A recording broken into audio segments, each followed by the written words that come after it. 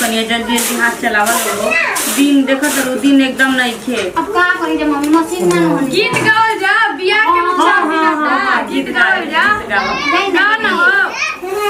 एक कनिया कढ़ावा ना वो हमरा याद नहीं खे। मम्मी जी के याद रह उठावा ऊपर पापा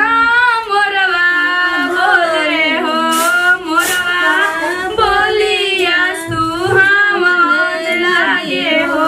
मोरवा बोलिया सुहावन लागे हो। गावा एक कनिया तू कहा चुप बाड़ू देख ले नहीं गाओ गीत गावे लो नहीं के ई कुल गावे ले अरे जे अपना ननद के बियाह बा तो हमनी के भौजाई ना गाए के तो दोसर गावा असो सीख लेते नहीं दूसरे के बियाह में गा देंगे झूठ काहे के बोले तो तारा कुल आवे लगावे गावा कहवा एक कनिया कहवा हमर ना गावे और काई जा अरे बनवा पैसी खोजी हो पापा पढ़ला हो पंडितावा अरे कोई से चिन्हई है हो बेटी पढ़ला हो पंडितावा। अरे गाओ ना हो बाजे ए अरे तो गाइया चढ़ाई नहीं तो ये अच्छा ना कोनो चीज दू हाली गई है एक खाली गड़बड़ाई ते गई है तो दूसरा के मामले के ना ना बियाह के गीत बड़ा लगन से गावल जाला अम्मा जी जाना नी तो लोगन ने से गा देना हमरा याद है कि तू एक बारी गावत तो हम दो गा दे हम अरे माई बोड़े बोड़े ई तो बियाह के नहावन के हो। हां इहो बौराग नहीं खेलती से रोज करनी है अरे झूमर उमर गावा हो झूमर बियाह के गवा गावत ले दिया 3 गो गवा गुलौरी 2 गो गाला दे 5 को पूरा कर दो जाला तो गाई तो देवी देवता के भी तो गीत गावल जा काठी के चाटैया बाबा बिछौले बड़ा हो हमरो के बैठवले बड़ा हो हमरो के बैठवले बड़ा हाथवा पापा धइले बड़ा हो हमरो के धरले बड़ा हो हमरो के धरले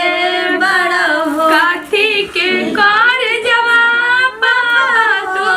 कइले बड़ा हो हमरो के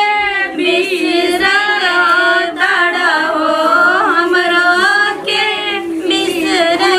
के चाटैया बेटी बैठल बानी हो तोहरो के बैठवले बानी हो तोहरो के दामदा के हथवा बेटी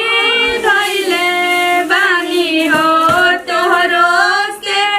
धरले बानी हो तोहरो काठ के कर जवाब बेटी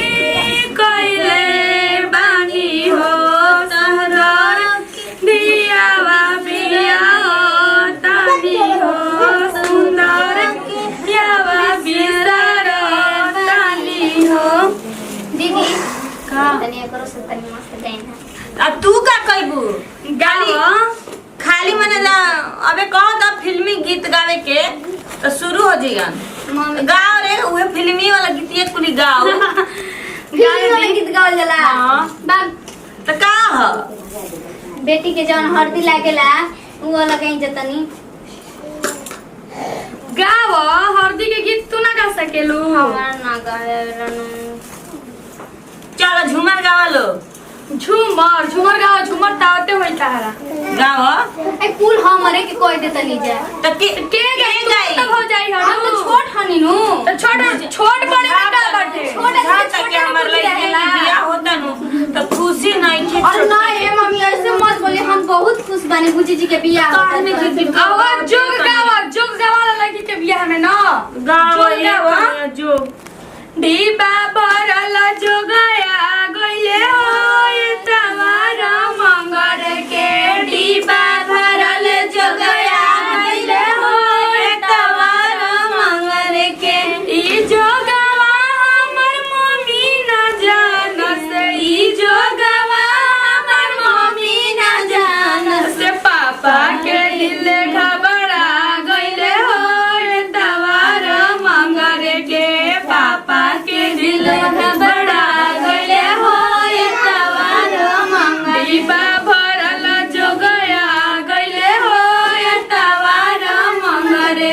ई जोगवा हमर भैया न जाना सही जोगवा हमर भैया न जाना से भाभी के दिल घबरा गए हो एतवार मंगर के भाभी के दिल घबरा गए हो एतवार मंगर के। और गवा जैसे गाँव से हम तो गाते बने तू ना बाप रे तना गावत हमार तो गर्दन बाज गइल बा ऐसे हम नहीं की गाव कितियो भोर करा गइल बा। असली तो रात में बेटी के बियाह रोन गा के चाहिए। हां फूल काम हम ही करी तू लोग खाली 5-5 हजार के साड़ी किनवैया लो। अजी अभी बताई दीदी और ना होनी जा आई बड़की दीदी अरे आ जाई काल के साथ जाई फोन ए कनिया फुआ जी ना है जल्दी जल्दी कुल करा लो। अरे हो गइल बा रवा चिंता मत करी। ए कहां पैसा बा धइले बारू देबे के बाद 10 तो लाके इतना चौरा बनू तो पीस दिया जाता में कसारवा बांधे खातिर। हां फोन कर दे फुआ जी बेरी नहीं तो अरे अपने बात मत जी धर सब भगिना भगिनी के बियाह कहां बा कर दे जी। पैसा देबे के बाद 10 अरे ओई पे ढाई बन जी रुकी बेरी आज बारे तो छोड़ दो आज बारा के ले जाई ठीक बा। काम बत बोली दे दे अभी ना सांझी के उठ ले कह देले बनी आई टेंट वाला दुआरे पर जो ने दुआर पे कौन से बदलू हां सब कुछ सबसे बड़ टेंट में ओकर नई टेंट था सुहे कोई नहीं है। अच्छा ठीक कहनी है जी कहनी कि गहना ना कुला गई बुझिया की हां हां तो देखी। हमें के तो नहीं देले पापा जी एगो ही बाड़ी दे देल बनी हां ये धइले भी गहना धइल बड़ लोग हां मामा जी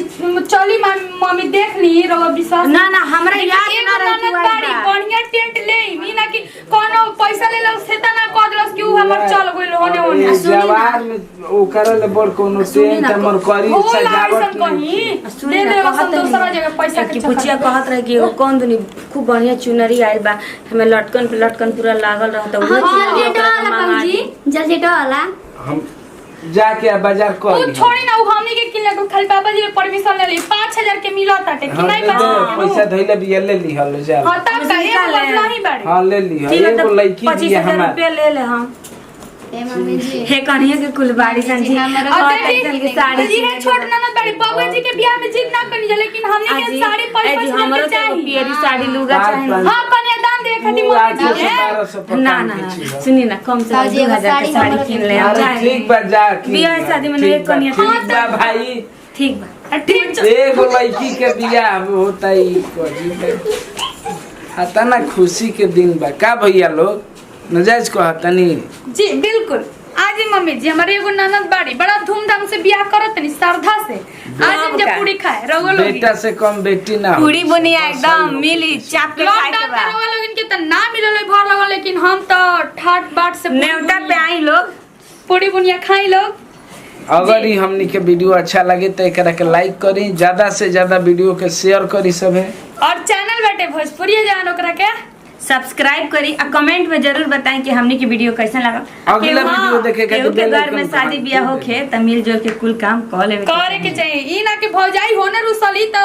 हो होने रुसली ना मिलजुल के करे के चाहिए। घर से लेके बाहर तक के चाहे कि केहू के जग के बढ़िया से संभाल अपन ली। आशीर्वाद प्यार हमनी के ऊपर बनले रह जा और कमेंट करम जा हमनी के रिप्लाई जरूर देम जा और एक साथ बोलम जा जय